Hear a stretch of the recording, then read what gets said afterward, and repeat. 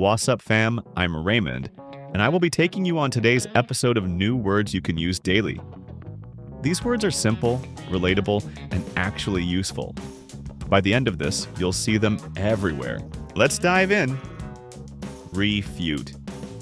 You know that thing someone does when they are actively trying to shut down your argument or prove that what you just said is completely wrong? Like they pull out facts or a quick Google search just to make your point fall apart? Yeah, that's refute.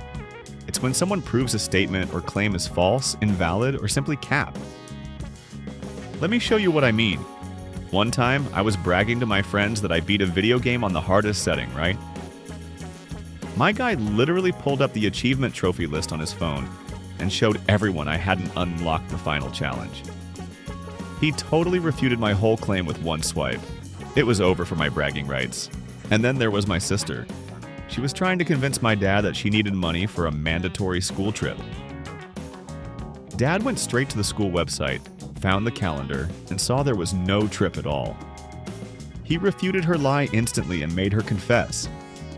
Even on social media, you see it daily. Someone posts a wild statistic, and in the comments, 5 different people jump in with links and data to refute it. You can't just lie online anymore. Someone is always waiting to shut you down. So yeah, refute isn't just disagreeing. It's bringing the facts and proving you're wrong. It's game over for your argument. And speaking of moments when our brains feel a little less than sharp, let's talk about woozy. Being woozy is that feeling when your head is spinning a little, maybe you're dizzy, or just generally lightheaded and unsteady, like your mind is moving slower than your body. Picture this. I tried to stand up too fast after lying down and playing FIFA for 3 hours straight. My vision went dark, and I had to grab the wall to stay upright. I was completely woozy for a good minute. It just felt like my body was lagging, or the time I had to fast for a whole day. By 4 p.m., I couldn't even think straight. I walked into the kitchen and totally forgot why I was there. My brain was definitely woozy from lack of food, and everything felt like a slow-motion movie. Even when you're sick, that feeling of being a little foggy and slow, that's woozy. You can't focus on anything, and you just want to lie down and let the world spin at its own pace. So, being woozy isn't a severe sickness. It's a temporary, slightly uncomfortable lightheadedness. It's when your body needs a minute to catch up.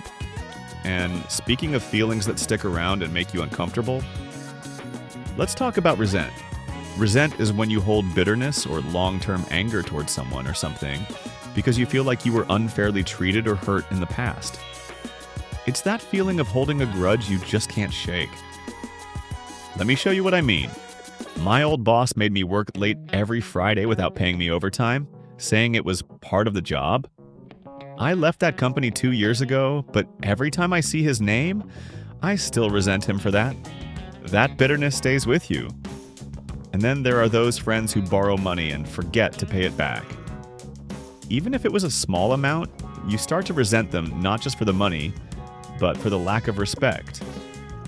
It changes how you see them forever. You can even resent situations, not just people. I know a guy who totally resents having to pay taxes because he feels like the roads in his area are still terrible. He's not angry at a person, but he holds bitterness towards the whole system. So yeah, resent is like a slow burn. It's not a burst of anger, it's long-term quiet bitterness over being unfairly done by.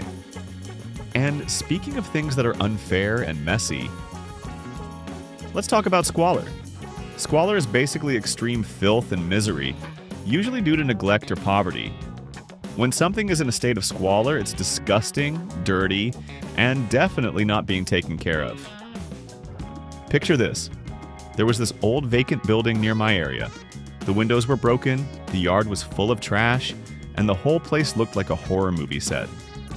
It was in total squalor, the definition of abandonment.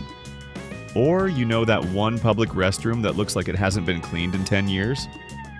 The floor is wet, the stalls are broken, the smell is crazy. Stepping into that is stepping into pure squalor. Sometimes you even see it with pets.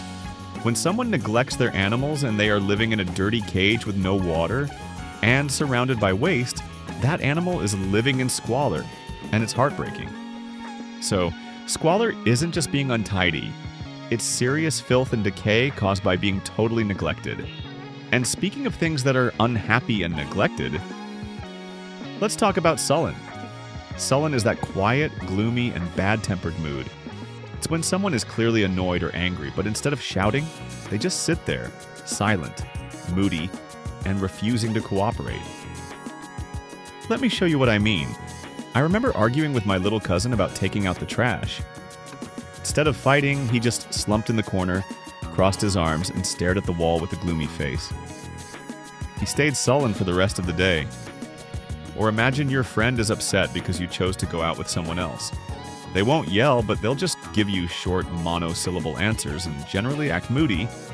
They are definitely being sullen. Even in the classroom, a student might be mad at the teacher for giving homework. They won't speak up, but they will sit there with their jaw tight, not looking up, totally sullen and unwilling to participate. So yeah, sullen isn't active anger. It's quiet, gloomy resentment. A moody silence that makes everyone around them uncomfortable. And that's a wrap. Words today were simple, smooth, and relatable. Just like life. Share your own example of using one of these words below and hit like if this video made sense to you.